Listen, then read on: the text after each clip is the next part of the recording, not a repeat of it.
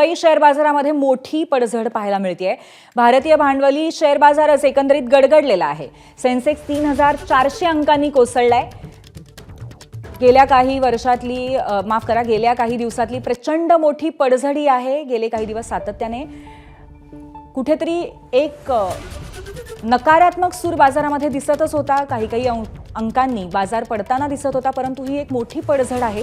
3400 अंकांनी शेअर बाजार कोसळलेला आहे आणि याचा पडसाद आता अर्थातच भारतीय भांडवली बाजारावरती उमटताना दिसणार आहेत।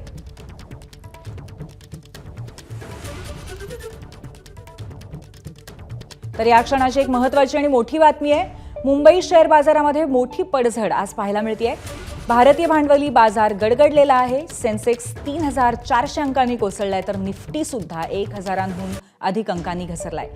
आशियाई बाजारातील मोठ्या पडझडीचे भारतीय शेअर बाजारावरती चांगलेच प्रचंड परिणाम पाहायला मिळत आहेत। अमेरिकेकडून आयात कर लादण्याच्या निर्णयानंतर गुंतवणूकदार आता चांगलेच चिंतेत आहेत।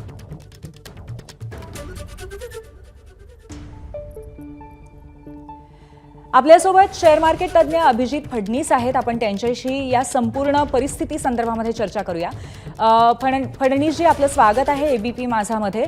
आत्ता जी परिस्थिती आहे, म्हणजे अमेरिकेच्या टॅरिफ बॉम्ब नंतर भारतीय शेअर बाजारात जी मोठी पडझड झाली आहे, याचा सामान्य माणसाच्या आर्थिक घडीवरती आता कसा परिणाम होणार आहे पुढच्या काही दिवसात? कसं आहे की एकदम धडाक्याने जी अमेरिकेने पावलं उचलली, त्याचा परिणाम पहिल्यांदा अमेरिकेच्या बाजारावरती आणि त्यानंतर जे एक WTOच्या माध्यमातून एक रचना उभी केली गेली जागतिक व्यवहारांबद्दल, वस्तू विक्री आयात निर्यातीबद्दल, यालाच तडा जातोय की काय अशी भीती वाटल्यामुळे ही जी भीती आहे ही जगातल्या अनेक देशांमध्ये पसरली आणि आज तर काही मार्केट्स 10% एका दिवसामध्ये गडगडलेली आहेत। परंतु आपण एक लक्षात ठेवलं पाहिजे की ही जी भीती असते ही अनिश्चिततेमुळे निर्माण होते। बाजाराला कधी अनिश्चितता आवडत नाही, पण याचा अर्थ ही जी अनिश्चितता आहे ती सगळी सत्यात प्रत्यक्षात उतरते असं नाही। बऱ्याच वेळेला ही भीती अनाठही असते, त्याच्यावरती हळूहळू निराकरणही केलं जातं। पण इथे जो तुम्ही प्रश्न विचारला त्या अनुषंगाने असं मी म्हणेन की सामान्य माणूस पटकन या परिस्थितीने गांगरून जातो आणि आपले चांगले समभाग विकून बसतो आणि जे संकट कदाचित येणारही नाही ते आजच ओढवून बसतो। त्यामुळे अशी कधीही घिसाडघाई करू नये, थोडं थांबावं। म्हणजे नक्कीच अभिजितजी, कुठेतरी गांगरून जाऊ नये, घिसाडघाई करू नये आणि आतताईपणे आपले शेअर्स विकू नयेत किंवा गुंतवणुकीतनं बाहेर पडू नये। पण त्याचबरोबर दुसरा मुद्दा असा आहे की ही जी अनिश्चितता आहे ती कधी दूर होईल आणि त्याबरोबर जो हा एक नकारात्मक सूर बाजारांमध्ये सगळीकडे पाहायला मिळतोय, तो कधी दूर होईल? कसं आहे की आता अमेरिकेमध्येच वरती प्रचंड विचारांची घुसळण परत सुरू झालेली आहे। ट्रम्प महाशयांच्या बाजूनीच अनेक जी मंडळी आहेत त्यांनीच काही प्रश्न उपस्थित केलेले आहेत आणि त्यामुळे ह्या बाबतीत लवकरात लवकर अमेरिकन धोरण आहे ते सुद्धा भानावर येईल असं मला वाटतं। कारण ह्याचा सगळ्यात मोठा फटका हा अमेरिकेलाच बसणार आहे, सामान्य अमेरिकन जनतेला आणि उद्योगांना बसणार आहे। कारण त्यांचा हेतू जरी चांगला असला की इथे अमेरिकेमध्ये उत्पादन व्हावं, मेक अमेरिका ग्रेट अगेन, तरी कुठलीही उत्पादन क्षमता ही क्षणार्धात उभी राहू शकत नाही, त्याला कालावधी जातो आणि त्यावेळेला जर आपण आयातीवरती प्रचंड शुल्क लादलं तर त्याचा फटका हा उद्योगांना आणि सामान्य माणसाला पडतो।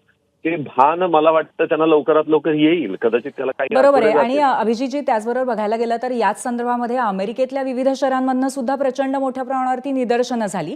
तर या पार्श्वभूमीवर हा टॅरिफचा निर्णय कुठेतरी पुन्हा एकदा विचारात घेतला जाईल, थोडासा मागे घेतला जाईल, याबद्दल थोडंसं शिथिल केलं जाईल सगळा आपला जी भूमिका आहे ती, असं वाटतंय का ट्रम्पकडनं? म्हणजे कसं आहे की त्यांनी एक आपण ज्याला म्हणतो मागचं दार उघडून ठेवलेलं आहे। त्यांनी मागचं दार असं उघडलेलं आहे की जे आमच्याशी वन ऑन वन म्हणजे आमच्याशी थेट संवाद साधून चर्चा घडवून त्यातनं काही मार्ग काढतील त्यांच्यासाठी आम्ही नक्कीच टॅरिफचा विचार करू आणि त्या दृष्टीने भारताला खूप चांगली संधी आहे। कारण आधीच आपण घोषणा केलेली आहे की भारत आणि अमेरिका यांच्यामधला जो व्यापार आहे तो अधिक दृढ व्हावा म्हणून सगळेजण प्रयत्नशील आहेत दोन्ही देशांमधून आणि त्यातनं भारताला एक चांगली संधी आहे। कारण इतर राष्ट्रांच्या मानाने भारतावरती जे लादलेले टॅरिफ आहेत ते कमी आहेत आणि त्यामुळे आपण तर गांगरून जाण्याचं काहीच कारण नाही, उलट बरोबर आहे। म्हणजे हाच संवाद कुठेतरी अमेरिकेबरोबर ती जी मैत्री आपण कुठेतरी निर्माण केलेली आहे ती जर आपण आणखीन डेव्हलप करत राहिलो तर त्यातनं फायदा होऊ शकतो। धन्यवाद आपण दिलेल्या माहितीबद्दल। एबीपी माझा, उघडा डोळे बघा नीट.